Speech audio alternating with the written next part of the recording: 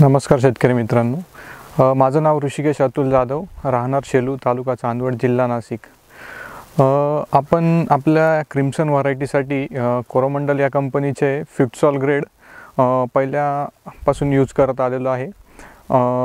त्या ग्रेडचा आपल्याला यावर्षी फायदा असा भेटला की जे कॅनोपी मॅनेजमेंट असतं जे पहिल्या टप्प्यामध्ये, त्यासाठी आपल्याला इतर बाकीच्या खतं देण्याची गरज पडली नाही।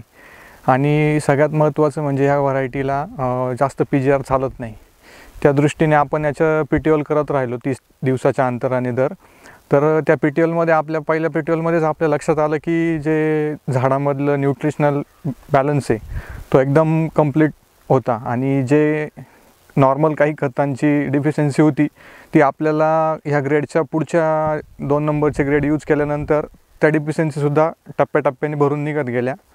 झाडाला ज्या टप्प्यात जे न्यूट्रिशनलची गरज होती ती त्या ग्रेडनी पूर्णपणे फुलफिल झाली आपली। इतर काही खतं द्यायची गरज पडली नाही आणि वेळच्या वेळी खतं गेल्यामुळे त्याला जो कलर डेव्हलपमेंट म्हणा किंवा जे सायझिंगचे हे कुठली अडचण आली नाही।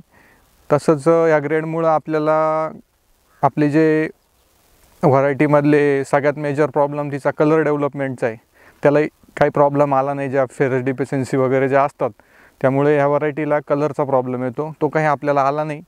सायझिंगला पण चांगला हे भेटला आपल्याला आणि फिटसॉलचे आपल्याला उत्तम असे रिझल्ट मिळाले आणि शेतकऱ्यांनी बाकीच्या व्हरायट्यांसाठी यूज केलं तर उत्तम पर्याय आहे खतासाठी।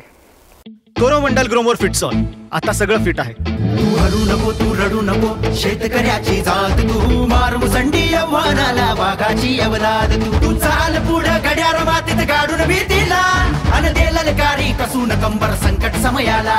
आता सगळं फिट आहे रे, आता सगळं फिट आहे, हाती फिटसॉल आहे रे।